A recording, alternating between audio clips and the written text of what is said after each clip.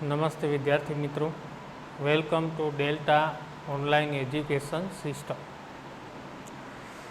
વિદ્યાર્થી મિત્રો, આપણે રિપોર્ટેડ સ્પીચ, જેને આપણે ઇનડાયરેક્ટ સ્પીચ પણ કહીએ છીએ, એનો અત્યારે આપણે અભ્યાસ કરી રહ્યા છીએ.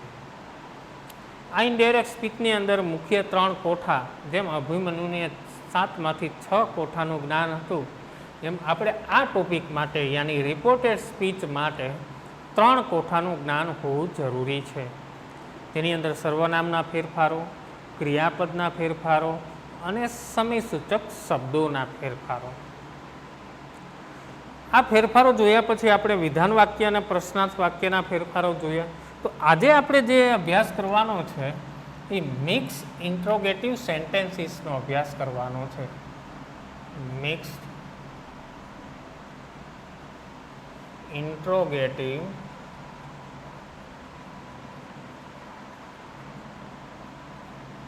સેન્ટેન્સીસ.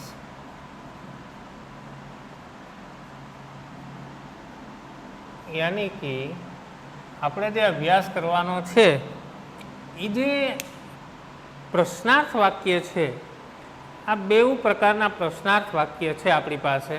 WH પ્રકારના પ્રશ્નાર્થ વાક્યો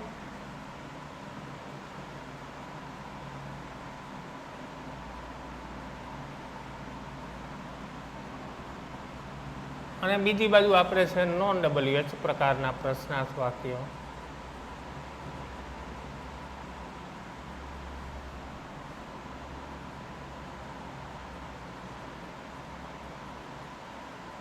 આ બેઉ પ્રકારનો અભ્યાસ આપણે કરવાનો છે. WH પ્રકારના પ્રશ્નાર્થ વાક્યો અને નોન WH પ્રકારના પ્રશ્નાર્થ વાક્યો. હવે આપણે શું યાદ રાખવાનું છે એ જોઈએ. તમારે યાદ ખાલી એટલું જ રાખવાનું છે દોસ્તો, કે જે આ WH પ્રકારના પ્રશ્નાર્થ વાક્યો છે એમાં ફક્ત જે સંયોજક છે, હવે કોને WH કહેવાય એ આપણને ખબર હોવી જોઈએ. સંયોજક છે એ WH શબ્દ જ બને છે, જે WH શબ્દ આપેલો હોય એ જ. જ્યારે નોન WHમાં સંયોજક તરીકે આપણે શું લઈએ છીએ, તો કે નોન WHમાં સંયોજક તરીકે આપણે ઇફ અથવા વેધરનો પ્રયોગ કરીએ છીએ. પણ આ બંનેમાં એક મુદ્દો જે કોમન છે એ આપણે ખાસ યાદ રાખવાનો, કે પ્રશ્નાર્થ વાક્યનું જે વિદ્યાર્થીઓ ભૂલ કરે છે ને એ આ કરે છે. તો પ્રશ્નાર્થ વાક્યનું ઇનડાયરેક્ટ સ્પીચમાં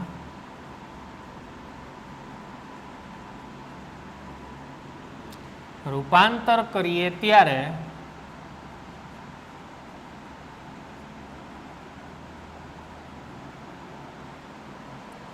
રિપોર્ટિંગ વર્બ તરીકે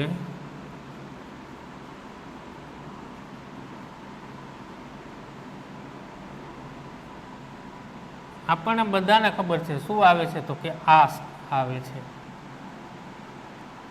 રિપોર્ટિંગ વર્બનો મુદ્દો આપણને ખબર છે કે ઇનડાયરેક્ટ સ્પીચમાં રૂપાંતર થાય ત્યારે ગમે એ પ્રકારનું પ્રશ્નાર્થ વાક્ય હોય તો એમાં શું આવે છે, આસ્ક આવે છે. ને બીજો એક મુદ્દો ખાસ યાદ રાખવાનો એ છે કે પ્રશ્નાર્થ વાક્યોનું ઇનડાયરેક્ટ સ્પીચમાં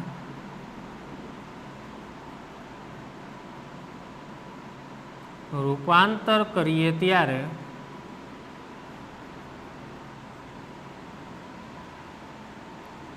તે વાક્ય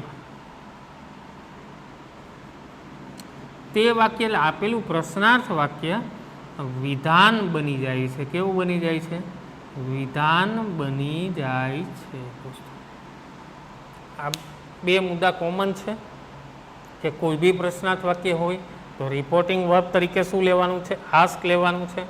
પછી કોઈ પણ પ્રશ્નાર્થ વાક્ય આપેલું હોય ત્યારે એનું જ્યારે ઇનડાયરેક્ટ સ્પીચની અંદર રૂપાંતર કરીએ ત્યારે એ વાક્ય કેવું બની જાય છે, વિધાન. વિધાન વાક્યનો મતલબ શું થાય છે દોસ્તો? જો વિધાન બનાવવું એટલે શું થાય છે, તો કે વિધાન માટે કે સૌથી પહેલું સ્થાન કર્તાનું આપણે લેવું પડે, પછી ક્રિયાપદ આવે છે અને પછી શું આવે છે, કર્મ આવે છે. આ રીતનું વાક્ય બનાવવાનું થશે દોસ્તો. ક્લિયર? આ 2-3 મુદ્દાઓ છે એ આપણે યાદ રાખવાના જ છે, યાદ રાખવા જ પડશે. હવે જોઈએ મિક્સ એક્સરસાઇઝ. 2 પ્રકારના પ્રશ્નાર્થ વાક્ય આપણે જોવાના છે.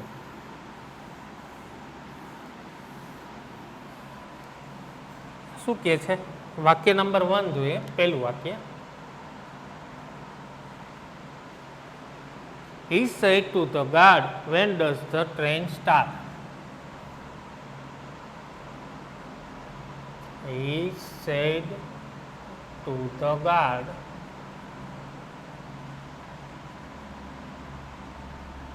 when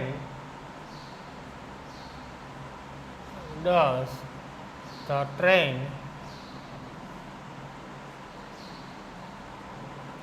start? આવું વાક્ય છે. He said to the guard, when does the train start? તો સૌથી પહેલા જે વાક્ય આપ્યું છે એમાં બોલનાર સાંભળનાર ગોતી આપણે. બોલનાર કોણ છે? તો કે હી છે. સાંભળનાર કોણ છે? તો ગાર્ડ છે. બેના સર્વનામ આપણે જોવાના. બેને આપણે હીમાં જ રાખવાનું છે. ગાર્ડને આપણે હીમાં જ લેવાનું છે. પછી જે વાક્ય આપ્યું છે આ રીતનું છે કે when does the train start? જે પરિવર્તન થશે ત્રણેય કોઠાના એ અહીં આપણે કરવાના છે ખાસ. તો જોઈએ પ્રશ્નાર્થ વાક્ય આપેલું છે. તો બોલનાર કોણ છે? તો કે હી. પ્રશ્નાર્થ વાક્યનું રિપોર્ટિંગ વર્ક શું આવે છે? તો કે આસ્ક આવે છે. સાંભળનાર કોણ થશે? તો કે ધ ગાર્ડ થશે. સંયોજક, હવે કયા પ્રકારનું પ્રશ્નાર્થ વાક્ય છે એ આપણને ખ્યાલ હોવો જોઈએ. તો કે વેન થી વાક્ય છે, યાની WH પ્રકારનું છે. તો WH પ્રકારના પ્રશ્નાર્થ વાક્યમાં સંયોજક તરીકે શું રહે છે? તો કે એ જ રહે છે વેનનું વેન. હવે જે મુદ્દો મેં હમણાં જ લખાવ્યો તમને એ યાદ રાખવાનો છે કે પ્રશ્નાર્થ વાક્યનું ઇનડાયરેક્ટ સ્પીચમાં રૂપાંતર કરીએ ત્યારે તે વાક્ય કેવું બની જાય છે? વિધાન બની જાય છે દોસ્તો. તો વિધાન માટે શું કરવાનું? પહેલું સ્થાન કર્તાનું. કર્તા તરીકે આપણે કોને લેવાનું થશે? તો કે the train. When the train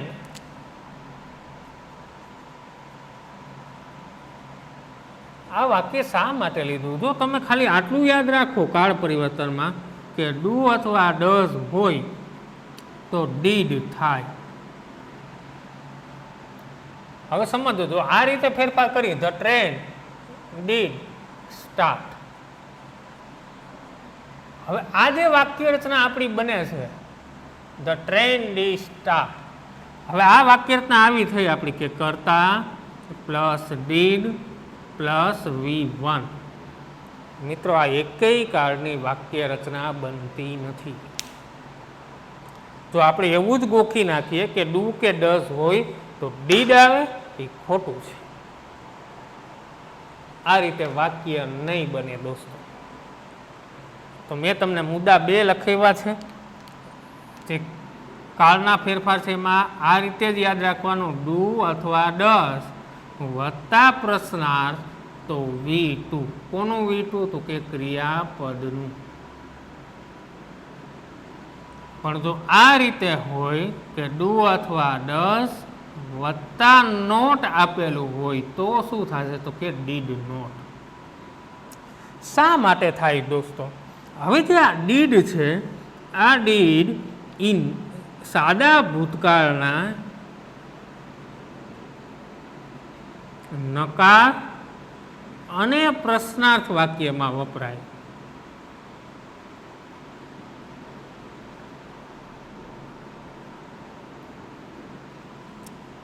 જ્યારે સાદા ભૂતકાળના હકાર વાક્યમાં ક્રિયાપદનું શું વપરાય છે? તો કે ભૂત કૃદંત, જેને આપણે શું કહીએ છીએ? V2. નકાર અને પ્રશ્નાર્થ વાક્ય તમારે બનાવવું હોય તો જ ડીડનો. એટલા માટે જો આ નકાર છે તો ડીડ આવે છે. પણ પ્રશ્નાર્થ વાક્ય તો ઇનડાયરેક્ટ સ્પીચમાં કેવું બની જાય છે? તો કે વિધાન બની જાય છે.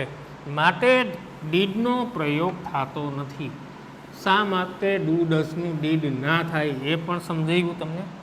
આવી ભૂલ ન થાય ઉતાવળમાં, એ પણ તમારે ધ્યાન રાખવાની છે.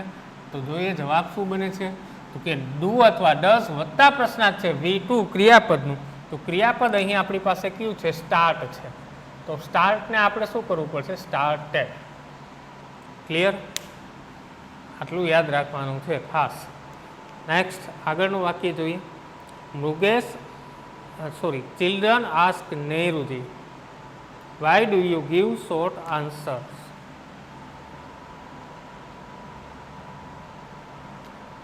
તો children asked Nehruji,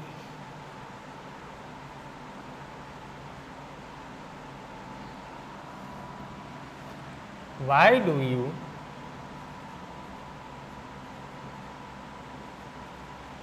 give short answers?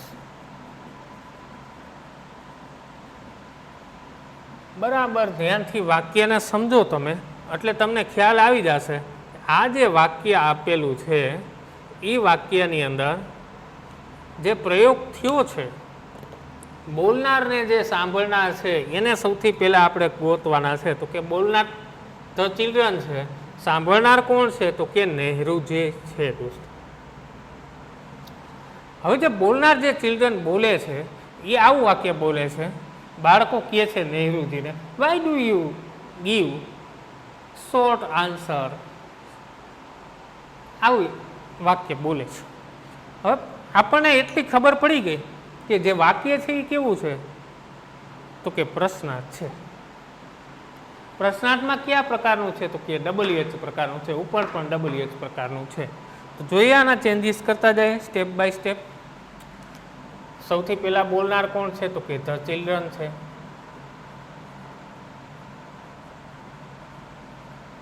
Reporting work તો ઓલરેડી છે જ, આસ્ક. સાંભળનાર કોણ છે, તો કે નહેરુજી છે. હવે સંયોજક જે WH પ્રકારનું છે, તો માટે શું આવશે, તો કે વાયનું વાય જ રહેશે. હવે વાક્યને વિધાન તરફ જવાનું છે. જો ડુ છે અને પ્રશ્નાર્થ છે, નોટ નથી ક્યાંય. આગળનું વાક્ય છે એવું ને એવું પાછું વાક્ય લીધું છે, જેથી તમને યાદ રહી જાય. તો ડુ છે, પ્રશ્નાર્થ છે, તો એના માટે ફરી પાછો ફેરફાર શું કરવું પડશે, V2. હવે ફેરફાર કરો, યુ. યુ કેટલામ પુરુષમાં આવે છે, બીજા પુરુષમાં આવે છે. બીજા પુરુષનો ફેરફાર કોના પ્રમાણે થાય, તો કે સાંભળનાર પ્રમાણે થાય. સાંભળનાર કોણ છે, નહેરુજી છે. તો એની કર્તા વિભક્તિ કઈ થશે, તો કે હી. ગીવનું ભૂતકાળનું V2 લેવું પડે, હી ગેવ શોર્ટ આન્સર્સ. આ રીતે જવાબ બને છે. Step by step. સૌથી પહેલાં બોલનાર, પછી રિપોર્ટિંગ વર્ક, પછી સાંભળનાર, પછી જે ફેરફારો આવે છે સંયોજક પછીના, એ ફેરફારો આપણે કરવા પડે છે. નેક્સ્ટ વાક્ય નંબર 3 જોઈએ.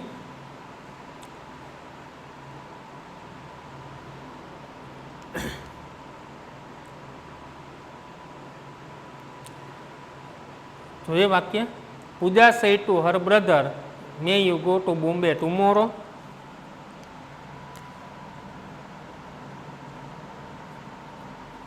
Pooja said to her brother,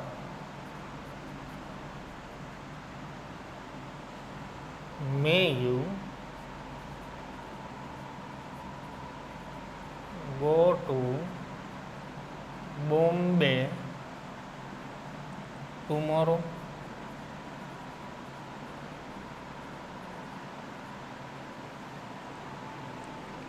આવું વાક્ય છે. બોલનાર તરીકે કોનો સમાવેશ થાય છે, તો કે પૂજાનો થાય છે. સાંભળનાર તરીકે કોણ છે, તો કે હર બ્રધર છે. અને જે વાક્ય પૂજા બોલે છે ઇન્વાઇટેડ કોમામાં છે. કેવું વાક્ય છે, વાક્યનો પ્રકાર સૌથી પહેલાં જોઈએ તો પ્રશ્નાર્થ વાક્ય બોલે છે. હવે જો પ્રશ્નાર્થનો જે ફેરફાર થાય છે કઈ રીતે થાય. સૌથી પહેલાં બોલનાર કોણ છે, તો કે પૂજા. રિપોર્ટિંગ વર્ક તરીકે શું લેશું આપણે, તો કે આસ્ક લેશું. સાંભળનાર તરીકે કોણ છે, તો કે હર બ્રધર છે.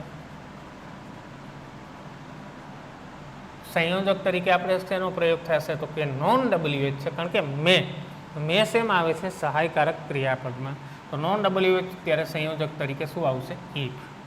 હવે જે પાછળના ફેરફારો છે એ હવે થશે.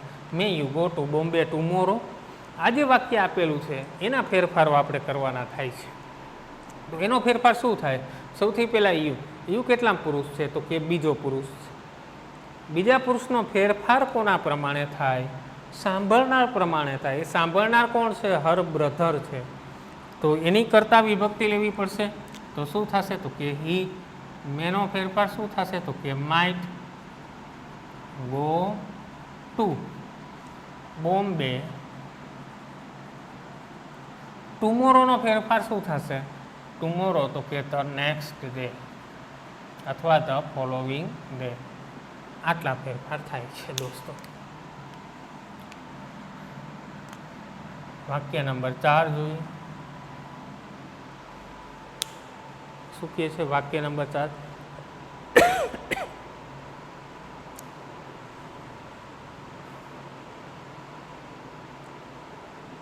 The teacher said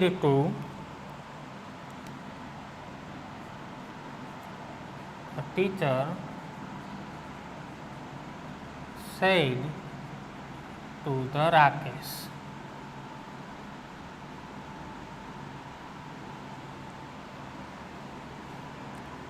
are you a basketball player?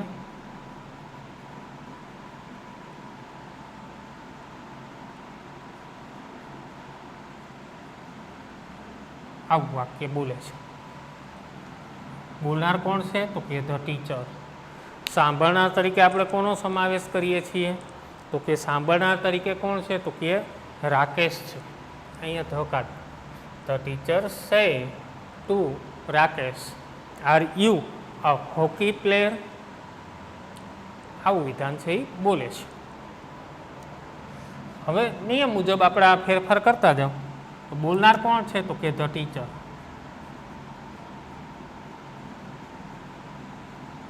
Reporting verb તરીકે કોનો પ્રયોગ કરીશું? તો કે આસ્ક. સાંભળનાર કોણ બને છે? તો કે રાકેશ. હવે જે સંયોજક આવે છે તો વાક્યનો પ્રકાર પ્રશ્નાર્થ છે. પ્રશ્નાર્થમાં કયો પ્રકાર છે? તો કે નોન WH છે. તો નોન WH માટેનું જે સંયોજક છે એ શું છે? ઇફ.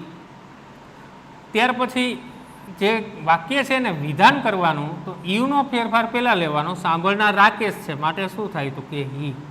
એમિઝારનો ફેરફાર શું થાય? તો કે વોઝ કે વર થાય. તો હી છે માટે was a basketball player.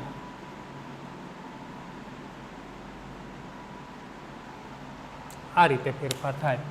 Next 5 નંબરનું વાક્ય જોઈએ. 2 WH લીધા, 2 નોન WH વાક્ય લીધા છે.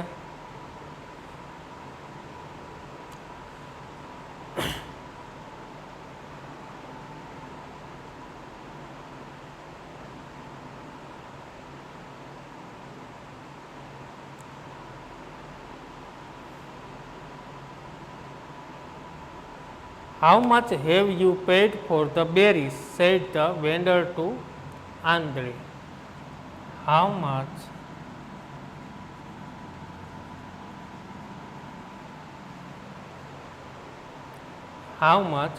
have you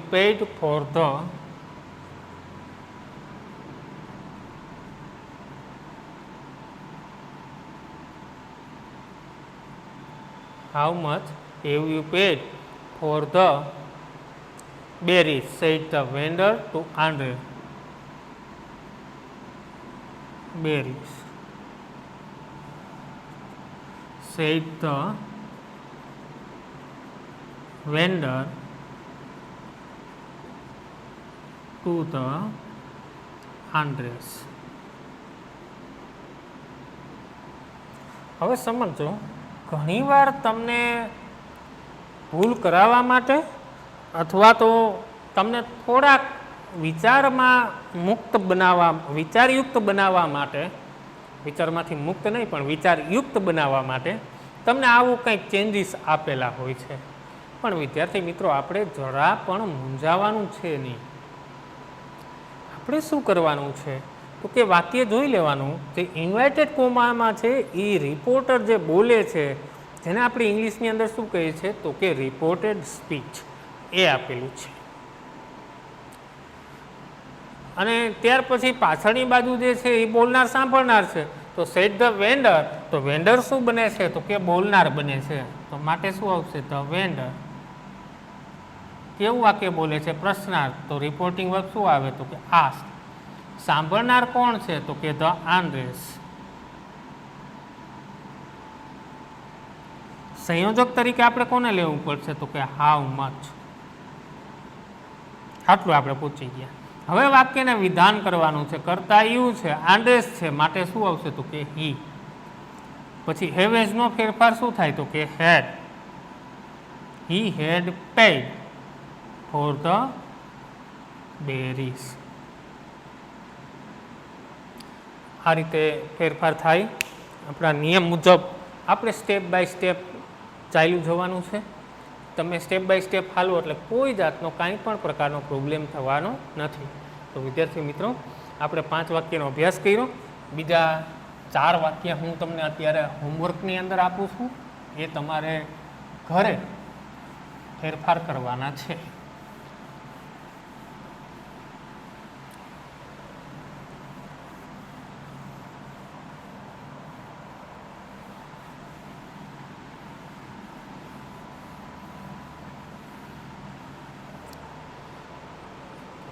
વાક્ય નંબર 1 જોઈએ. The publisher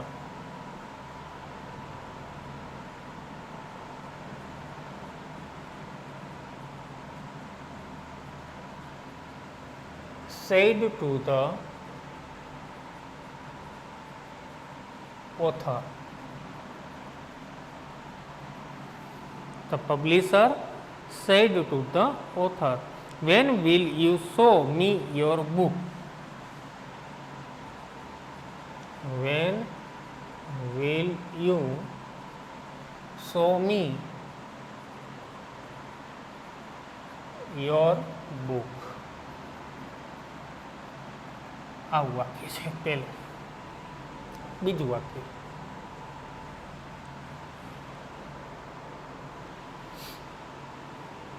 my brother said, Yogesh, why are you late today?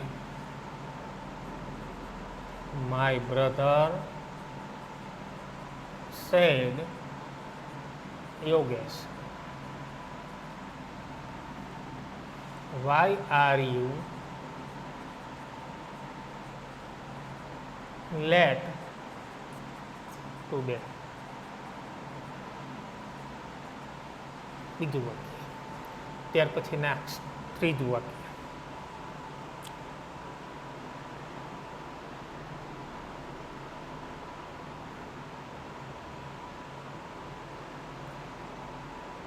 Bhupat said to Rina,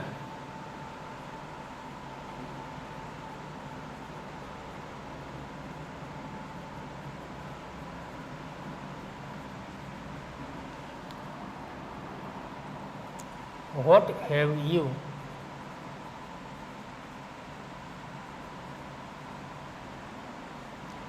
purchased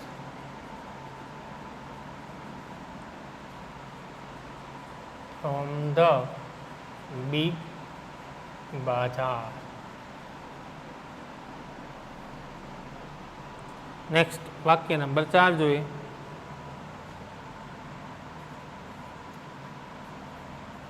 Rohan said to Rohini,